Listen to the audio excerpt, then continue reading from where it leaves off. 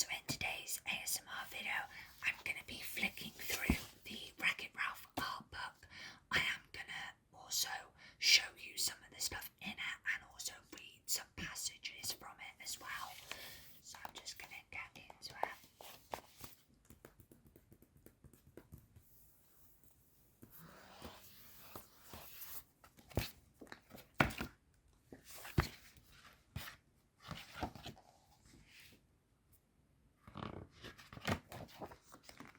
So here are some sort of like breakdown pictures. I'm not entirely sure how good you're going to be able to see them.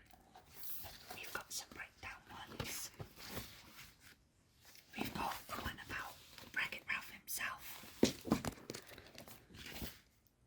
When it came to designing Ralph, Rich explains we were always calling Ralph a brutish lout. The challenge was figuring out what a British lout looked like. That proved no easy task. The creative team started with what they knew about him until he was uprooted by the development of the Niceland apartments. Ralph lived a simple mountain life and slept in a tree stump in the woods.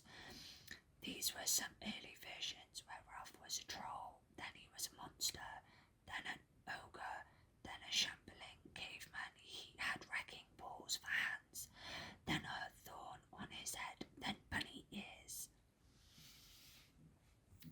But when the animators began building Ralph in CG, they noticed a problem. As head of animation explained, what CG does really well is round things off and soften them. The design was losing the 8-bit feel entirely. Rich recalls Ralph becoming too soft and his design was no longer saying anything about where he came from, so they added back in some strong planes to his shape. They squared off his hands, feet, shoulders and jaws. They gave him a more aggressive posture and a more I can't say that word, but basically like made him look more like sort of like human, I guess. And then this is the sort of like CGI like sort of pictures of what he sort of looked like.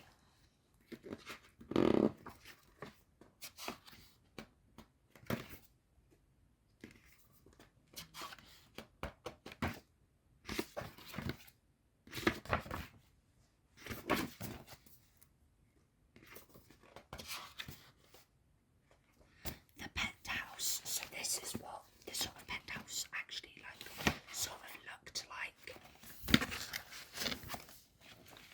The creative team know that the penthouse had to be an inviting place to contrast with Ralph's lonely brick pile, but they also wanted it to be a space not built for a guy Ralph's size. The original design had very low ceilings. It supported the physical comedy of Ralph's struggle to fit, but it became distracting and took away from the idea of the penthouse as something special and a place where Ralph could actually live. So Ian Golding approached the penthouse the same way he approached the design of Niceland, to support the story and the 8-bit style, but also to feel real and swanky. He explained, I designed the entranceway with a low ceiling and a raised floor, so when Ralph enters he can't stand up, but then the apartment opens up like a grand loft space with soaring ceilings, which looked very appealing and was very true to modern penthouse design. To invoke the 8-bit feel, Ian went with a contemporary style, which is a very angular, but also he discovered when you take contemporary furniture by famous design and squash it to fit the short legs of the Nicelanders, it looks really nice and silly, which is great.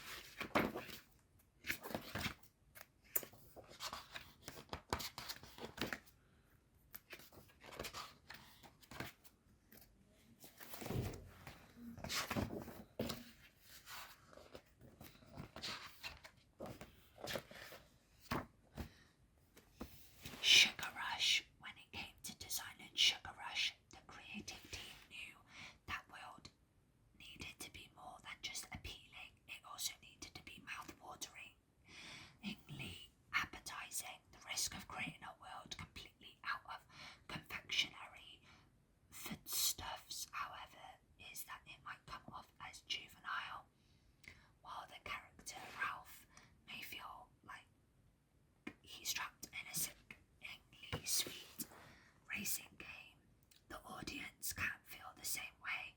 The artists needed an overall design for the world that was sophisticated and original. Using the traditional Hansel and Gretel gingerbread cottage was out. The shape language of Sugar Rush clicked into place when Lorelei Bove, a visual developer artist from Spain, introduced the creative team to the whimsical architecture of Catalan artist Antonio Gaudi, I think, I could be wrong, who flourished around the beginning of the 20th century. Ever since I was a little girl growing up in Spain, I always thought that Gaudi's buildings looked like candy houses. I would see them and think those look like ice cream swirls. This looks like frosting, and there are pretzel shapes everywhere. This is sort of what the design that they obviously went with. They went with a very sort of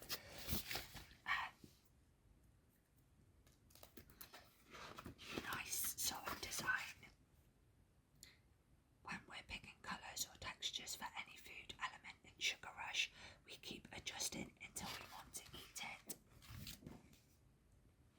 They had a lot of the sort of gumdrop trees and stuff, which is quite cute. And then all of the different gingerbread houses. I love sort of gingerbread houses and stuff, but it's quite cool. So that is quite nice to see. The interior of King Candy's castle has been one of my favourite sets to design. We used white and brown sugar cubes to create a checkerboard pattern, and because King Candy is not the real king, we thought it would be funny to cover the whole castle in sugar coating, just like him. This is a sort of design of how it looked, or how they wanted it to look.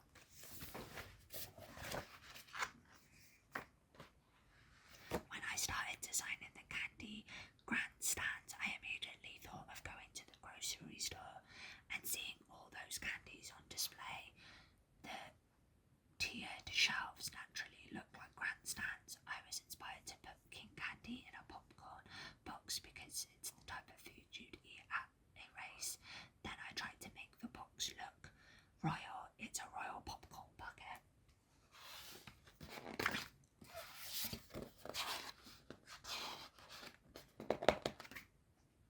Building a real candy world, the proof of the visual development team was onto something exciting and came when Mike asked visual developer artist Brittany Lee to build models of the Sugar Rush town square and racetrack out of actual candy. Brittany's models solved so many problems, like how she figured out how to make the different textures of the ground. She covered some areas with frosting and others with crumbled cookies and cocoa powder. Then art director of Look and Light in